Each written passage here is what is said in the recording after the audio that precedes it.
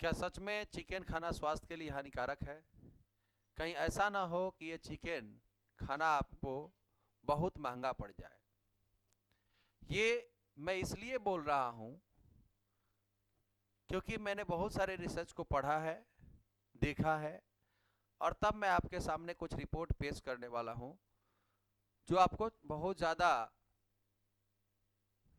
मदद करेगी अपने स्वास्थ्य को सुधार करने में। पहले आप देखिए, स्क्रीन पर मैंने कुछ बीमारियों को दिखाया है, जैसे हार्ट अटैक, मोटापा, शुगर, चमर रोग और बीपी जैसी बीमारियां। बहुत सालों पहले ये देखा जाता था कि एक आदमी का खास स्टेज हो, एक खास तरह की उम्र हो, और वो कुछ खास जोखिम वाले काम करें, तब ये सारी बीमारियां होती थी, जब वो स्वास्थ्य के प्रति ज़्यादा लापरवाह हो। आज स्वास्थ्य के प्रति सब लोग सजग हैं, फिर भी ये सारी बीमारियां कम उम्र में ही सभी घरों में प्रवेश करते जा रही है। इसकी अब कोई उम्र नहीं रही। आम तौर पे आप सुनते हैं कि हर एक चीज की एक उम्र होती है। बच्चे का जवान होने का एक उम्र होता है, किशोरावस्था में आने का एक उम्र होता है। लेकिन आज अगर आप अपने पास पड़ोस के बच्चों को अगर देखते होंगे तो आप चौंक जाते होंगे कि इसकी उम्र महज 8 साल है, इसकी उम्र महज 9 साल है, इसकी उम्र महज 10 साल है, और ये इस बीमारियों से ग्रसित है। और अभी ही इसी एज में ये लगभग युवा अवस्था, यानी ये लग रहा है कि अपने उम्र से पहले ही ये जवान हो चुका है। इसकी शारीरिक विकास ये प्रदर्शित करती है कि ये शारीरिक रूप से वयस्क हो चुका है या शारीरिक रूप से अपने युवा अवस्था में आ चुका है।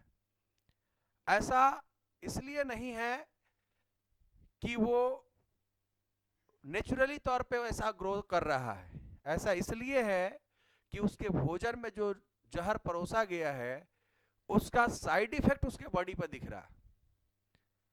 मैं इसलिए बोल रहा हूं कि मैंने बहुत सारे डॉक्टरों का राय सुना है, बहुत सारे रिसर्चर्स का मैंने रिपोर्ट पढ़ा है, और उस रिपोर्ट के तौर पर मैंने ये देखा है, डॉक्टरों का यह मानना है कि जो आप भोजन करते हैं उसमें अधिकांश जहर परोसे जा रहे हैं, जिसका नतीजा हमारे आने वाली पीढ़ी पर पड़ रही है।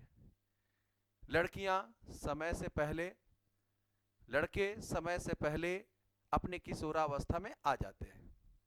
एक निर्धारित समयावस्था दिन प्रतिदिन आप देखते होंगे, WHO का रिपोर्ट भी पढ़ते होंगे, जो उम्र 14 साल हुआ करती थी वो अब 12 साल पे आ रही है।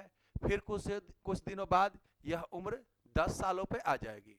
फिर आप चौंक जाएंगे कि आखिर ये उम्र सीमा घट क्यों रही है इतना तेजी से।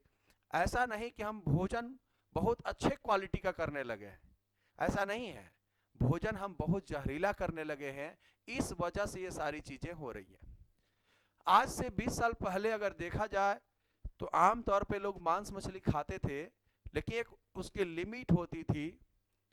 महीने में एक बार, 2 महीने में एक बार, कम से कम 15 दिन पर एक बार, सप्ताह में एक बार।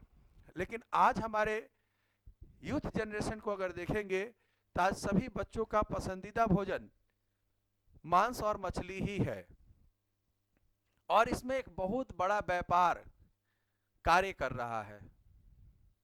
यहां मैंने दो मुर्गियों को दिखाया है, एक मुर्गी पोल्ट्री फार्म की है और दूसरी मुर्गी देसी मानी जाती है। देसी मुर्गियों में अलग अलग वेराइटीज है, जैसे कड़कनाथ है, अलग अलग वेराइटीज है। पोल्ट्री मुर्गी भी अलग अलग वेराइटीज के। आमतौर पे बिजनेस करने वाले लोग ये नहीं देखते हैं कि लोगों के स्वास्थ्य पर इसका क्या प्रतिकूल प्रभाव पड़ेगा। वो देखते हैं कि हमें कितना ज्यादा मुनाफा होगा, इसके लिए वो अनेक प्रकार के दवाओं का सेवन कर देते हैं। अगर आप पाएंगे तो अपने पास पड़ोस में पलने वाली मुर्गी फार्म वाले से आप कांटेक्ट करेंगे, पता करेंगे, मिलेंगे, पूछेंगे तो वो बोलेंगे कि हम अपनी मुर्गी को एंटीबायोटिक दवाएं देते हैं। अगर किसी जानवर को एंटीबायोटिक दवा दिया जाए और फिर उस जानवर का अगर आप मीट का सेवन अगर आप करते हैं, तो एंटीबायोटिक दवाओं से बने उसके जो मांस हैं उसका सेवन करने के बाद आपको भी जब एंटीबायोटिक दी जाएगी किसी बीमारी में तो वो जल्दी सूट नहीं करेगा और उससे ज्यादा हाई लेवल के एंटीबायोटिक की आपको जरूरत पड़ेगी, तब आपको जो है लगभग बीमारी पर कुछ असर पड़ सकता है। अब ऐसी स्थिति में आप ही बताएं कि आपका स्वास्थ्य दिन प्रतिदिन उत्तम होगा या स्वास्थ्य का लेवल दिन प्रतिदिन नीचे गिरेगा।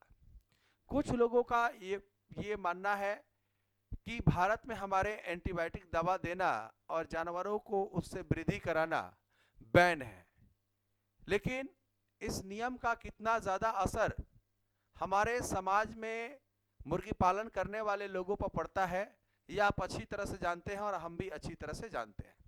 हम सभी रूबरू हैं इस बात से कि हमारे समाज के लोग, कानून तो बनता है लेकिन अधिकांश लोग अपने बिजनेस करने के लिए उस कानून को आसानी से तोड़ देते हैं। और हमारे स्वास्थ्य विभाग में, हमारे सरकार में ऐसी जागरूकता है कि वो स्वास्थ्य के प्रति कितना सोचता है गवर्नमेंट, यह आप अच्छी तरह जानते हैं। अस्पताल बनाना जागरूकता का निशानी नहीं है, लोगों को स्वस्थ रहने के लिए बेहतर भोजन उपलब्ध करना और बेहतर तरीका समाज में उपलब्ध कराना ये जागरूकता का निशानी है। लेकिन सरकार ऐसी नहीं करती, सरकार सिर्फ अस्पताल बनाएगी, डॉक्टरों को रखेगी, लेकिन लोग जागरूक हों, लोगों को भोजन में विषैला भोजन ना मिले, इसके लिए सरकार का कोई प्रतिबंध नहीं है। अगर एंटीबायोटिक दवाएं देकर के हमारे समाज के कुछ मुर्गी पालक अगर मुर्गियों को बढ़ाते हैं तो आपके बच्चे अगर उस मुर्गी को सेवन करते हैं तो ये निश्चित तौर पे जान लेना जरूरी है कि उस मुर्गी के भोजन करने, उस मुर्गी को भोजन के रूप में लेने से, उसका मांस का सेवन करने से आपके बच्चे समय से पहले ही अपने युवावस्था में आ जाएंगे और फिर आपको वो सारे प्रॉब्लम्स झेलने होंगे जो आपने सोचा भी नहीं था कि एक मानव के रूप में ऐसा प्रॉब्लम क्रिएट हो सकता है। जैसे उसका स्वास्थ्य वर्धन होने से वो समय से पहले वो सारी क्रियाएं करने लगेगा और फिर आप प्रतिदिन परेशान होंगे, प्रतिदिन आपका जो है मानसिक तनाव बढ़ने लगेगा। तो कम से कम ये कोशिश अपनी है कि यूथ जनरेशन के जितने लोग हैं उसको कम से कम मांस का सेवन कराएं। अगर आप फिर भी मांस का सेवन करने से नहीं मानते तो कोशिश करें कि देसी मुर्गी वाले जो पालन करते हैं उनका मांस खाएं। अगर आप मैं देसी का प्रमोशन नहीं कर रहा हूं, लेकिन मैं इसलिए बता रहा हूं कि आम तौर पे मुर्गी का वजन 6 महीने या लगभग 150 दिन में, 140 दिन में 2 केजी का होता है। लेकिन हमारे पोल्ट्री फार्म में अगर आप बात करें तो पोल्ट्री फार्म में मुर्गी का वजन मात्र 30 दिनों में 2 केजी का हो जाता है, 45 दिनों में 2 केजी का हो जाता है, 45 दिनों में 3 केजी का हो जाता है। अगर इतना तेजी से अगर ग्रो करता है वो मुर्गी तो आपके शरीर पर वो कितना तेजी से अपना प्रतिकूल प्रभाव डालेगा।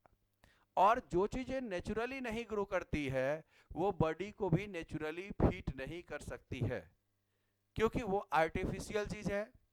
और आज के डेट में युवाओं में सबसे ज्यादा देखा जा रहा है मोटापे की बीमारी। मोटा होना नेचुरली भोजन करके अलग क्रिया है, उसमें मांस में तनाव होता है। लेकिन अगर इस तरह की मोटापा आती है जो सामने स्क्रीन पर हमने दिखाया है, ये मोटापा से मांस में तनाव नहीं आता, ये मांस बॉडी से झूलने लगता है।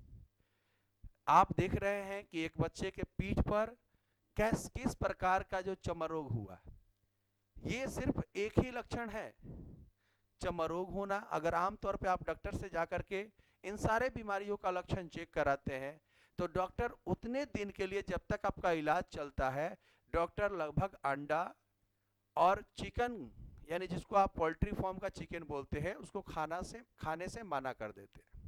अगर डॉक्टर इसे खाने से मना करते हैं तो जाहिर सी बात है कि इससे उस रोग को ज्यादा ही पोषक मिल रहा है और उस रोग को बढ़ने में ये बीमारियां, ये सारे तत्व जो है मदद कर रहे हैं।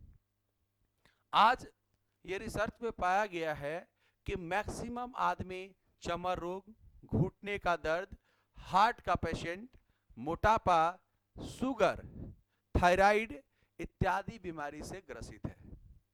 तो अपना एक कर्तव्य है आपको समय पर जागरूक करना, समय पर यह बताना कि आप थोड़े देर के लिए इंटरनेट को फालतू के चीज़ों से हट करके थोड़े देर के लिए आप मेरा बात माने, गूगल पे सर्च करके देख ले कि मुर्गी खाना यानी पोल्ट्री का मुर्गी खाना स्वास्थ्य के लिए बेहतर है या नहीं। अगर बेहतर है तो इसे कितनी मात्रा में लेनी चाहिए और कितने दिनों पर लेना चाहिए। क्या इसे उबाले बगैर खाना चाहिए या बिना उबाले खाना चाहिए, स्वास्थ्य पर इसका क्या प्रभाव पड़ता है, क्या नहीं प्रभाव पड़ता है, थोड़े देर के लिए रिसर्च करके देखें, सावधान होकर के देखें और सावधान होकर के फिर खाएं। मैं आपका दोस्त, आपका मित्र, एक अच्छे भारतवासी होने के नाते एक फर्ज जिम्मेदार नागरिक का निभाने के लिए मैं आपको ये गाइड करने के लिए वीडियो बना रहा हूं। ये नहीं कि आप ये वीडियो देख करके अत्यधिक प्रसन्न हो जाएं, आप थोड़ा सा अपना ध्यान मोड़ करके जिन चीज़ों का आप सेवन कर रहे हैं उस पर अच्छे तरीके से एनालिसिस कर लें, नहीं तो जहर परोसा जा रहा है और जहर भी आप सेवन कर रहे हैं तो फिर ये बहुत बड़ा नुकसान का कारण बन सकता है। धन्यवाद। मैं फिर मिलूंगा अगले रिसर्च के साथ, उसमें आपको मैं टोटली पीडीएफ के रूप में आपको प्रोवाइड करा दूंगा अपने रिसर्च को, जो मैंने देखा है, जो मैंने समझा है।